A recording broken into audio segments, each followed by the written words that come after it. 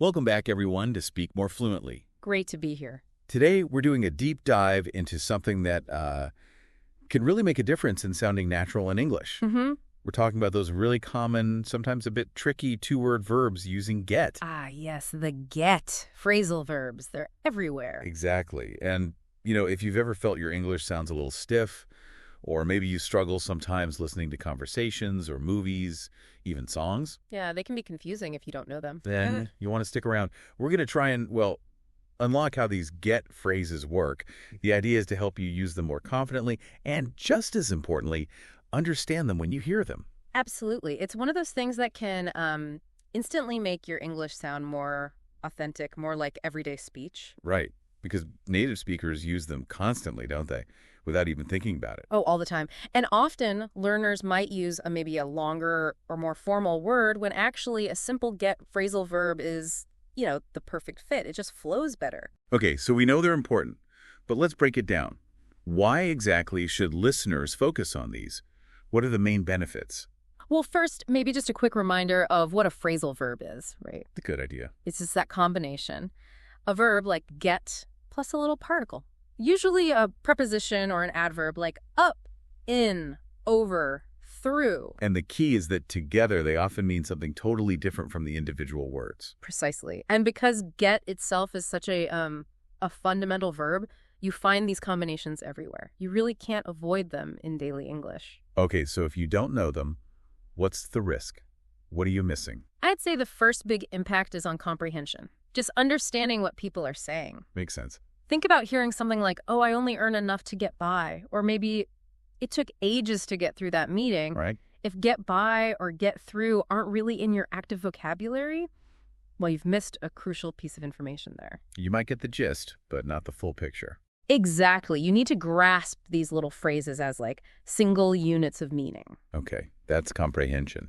You also mentioned something about how using them yourself changes how you sound. Yeah, definitely. It's about fluency and sounding natural. When you start using phrasal verbs correctly, your speech just gets this rhythm, this flow. How so? Well, compare saying, let's get together for coffee versus let's arrange a social meeting for coffee. Okay, yeah, the second one sounds much more formal, maybe even a bit awkward in that context. Right. Get together is just more relaxed, more conversational.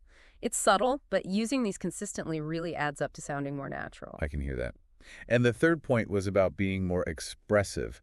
How do they help with that? Sometimes a phrasal verb carries a slightly different nuance than a single word synonym. Take get across. Yeah. You could say, I need to explain my idea clearly. Or you could say, I really need to get my idea across. Get across feels a bit more like there might be a challenge. Right. Or you really want to make sure it lands. Exactly. It often implies overcoming some kind of barrier to understanding, or maybe making the point more emphatically. It adds a little layer of meaning, a bit more dynamism. Okay, you've sold me. These are clearly vital. But honestly, there seem to be so many of them. Where do you even start? It feels a bit overwhelming. It can seem that way, definitely. But the good news is they often cluster into core categories based on their general meaning. That can help organize them in your head. Categories, right. Like what? Well, a big one is about motion or position. Think of really basic ones like get up. Meaning get out of bed or stand up. Right, to rise. Simple. Then you have get in or get into. Usually means entering something. Like a car or a room. Exactly. Get in the car. Or how did you get into the house? Sometimes get into might suggest a slightly tighter space or more effort, maybe. Okay. And the opposite. Get out, meaning to leave or exit. We need to get out of here. Ah, but wait, get out. I feel like I've heard that used differently too. Isn't that one of those tricky ones? It absolutely is. That's a perfect example of how one phrasal verb can have multiple meanings, which is, a whole other challenge. Okay, so what else can get out mean besides just leaving? Well, besides physically exiting, it can mean like avoiding something you're supposed to do. Like chores. You tried to get out of washing the dishes. Precisely that. Same words, totally different meaning. Context is everything. Context is key. Got it. Okay, so movement and position. What's another major category? Another big group relates to a change of state. Someone's condition changing. Like getting better. Exactly. Get over is a classic example. It means to recover, You can get over an illness. You got over the flu quite quickly. Right. Or you can get over something emotional like a breakup or a disappointment. Okay, recover. What else in this category? There's get through.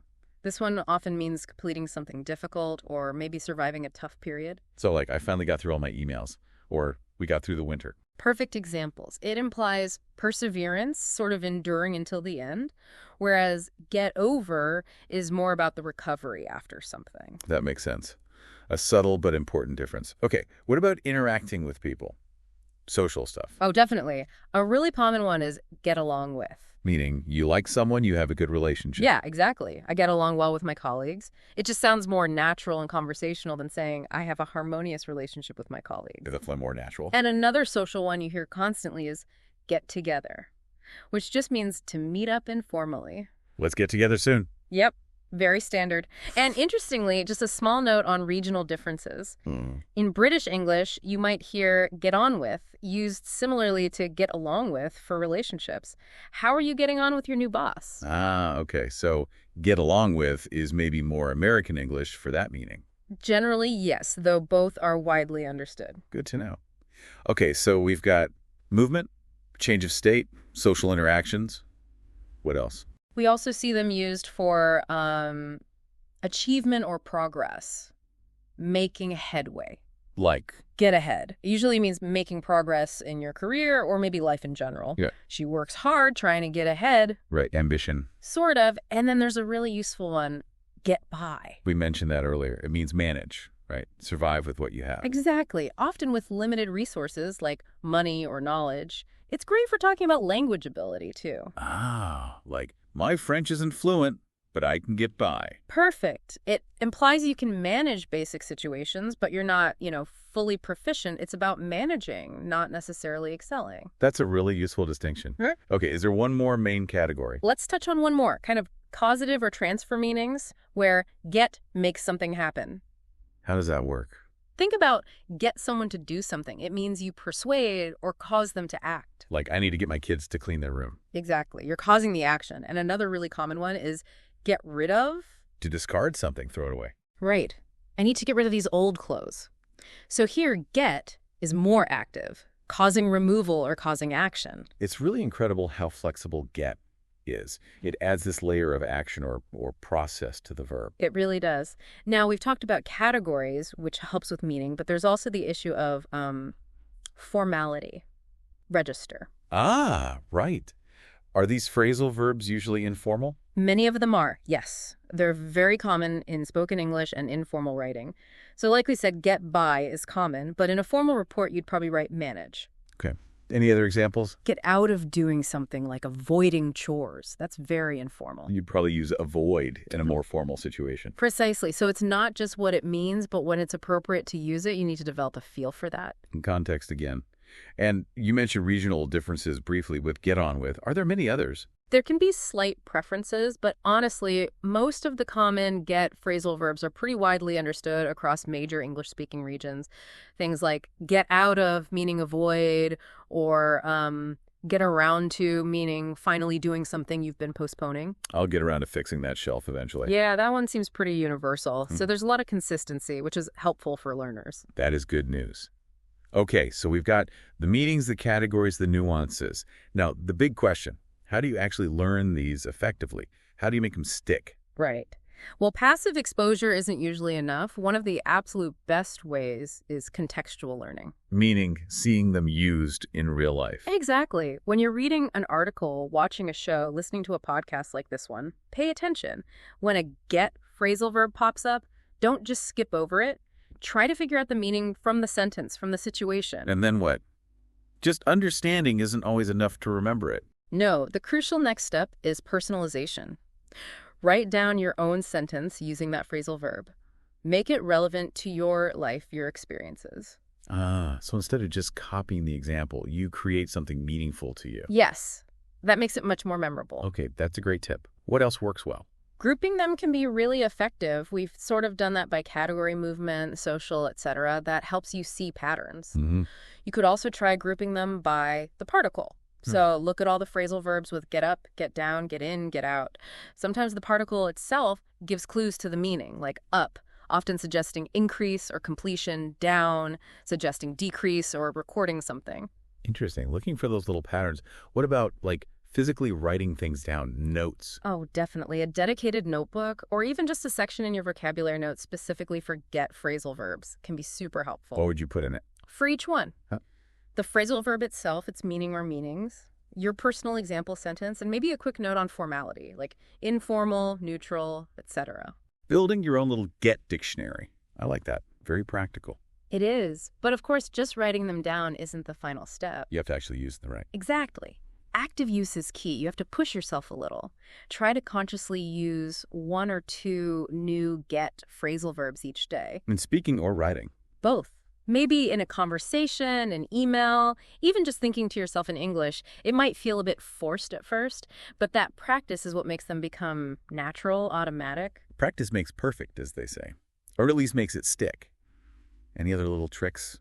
Memory aids? Sometimes simple visuals help. Mnemonic images, like for get up, you could just quickly sketch or imagine an arrow pointing upwards from a bed. Huh, okay. Like little doodles to represent the meaning. Yeah, whatever works for you. Visualizing the action can really cement the meaning in your mind. That sounds quite fun, actually. Yeah. Now, let's circle back to that tricky point about multiple meanings.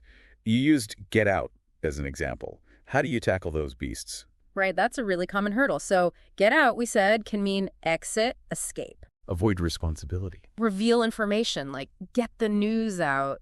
It can mean something becoming known, like the secret got out. Wow, okay. And it can even be an expression of surprise or disbelief, like, you won the lottery, get out. No way. Okay, so that's like 6 different meanings for the same 2 words. How do you keep them straight? The strategy is basically divide and conquer.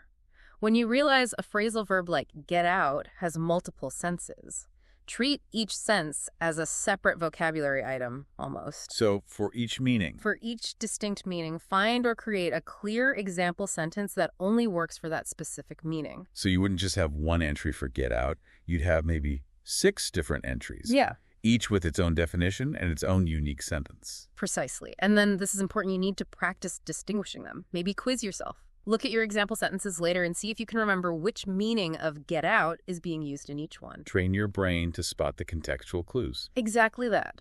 It takes effort, but it's the best way to really master those multi-meaning verbs. That makes a lot of sense. Systematic. Okay, beyond these learning strategies, are there any specific, like, practice activities people can do? Yeah, absolutely. To really solidify things, gap fill exercises that specifically target get phrasal verbs can be great.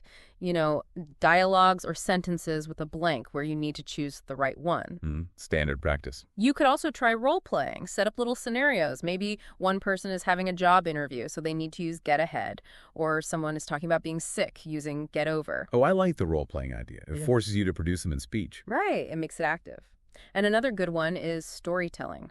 Challenge yourself. Yeah. Tell a short story, maybe about your day or a recent event, and try to naturally weave in, say, 5 or 6 different get phrasal verbs. Recording yourself doing that could be useful too. Definitely. Yeah. Then you can listen back and check your usage. These are all really solid practical tips. Okay, so let's try to sort of wrap this up. The main message seems to be, don't underestimate these get phrasal verbs.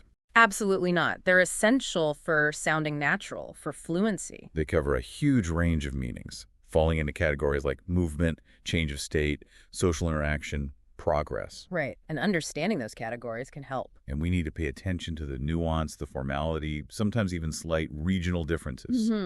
Context is everything. And learning them effectively means, well, noticing them in context, making personal examples, maybe keeping notes, grouping them. And most importantly, actively using them and tackling those tricky multiple meanings head on. It's not just about memorizing a list. No, it's about internalizing how English is really spoken and making that flow part of your own speech. Fantastic. This has been incredibly insightful. It really does shed light on how much is packed into those 2 little words, get plus a particle. It's amazing, isn't it? They're such fundamental building blocks. Well, hopefully everyone listening feels a bit more equipped now, maybe even inspired to tackle them. I hope so. They really can make a big difference. Definitely. So to leave you with something to think about, just start noticing. How many times do you actually hear or read the word get today or this week?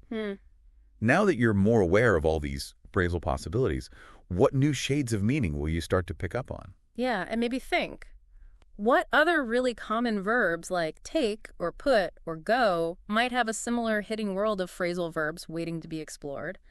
How could mastering those also boost your fluency? Great thought. Plenty more to explore. Thanks for tuning in to Speak More Fluently.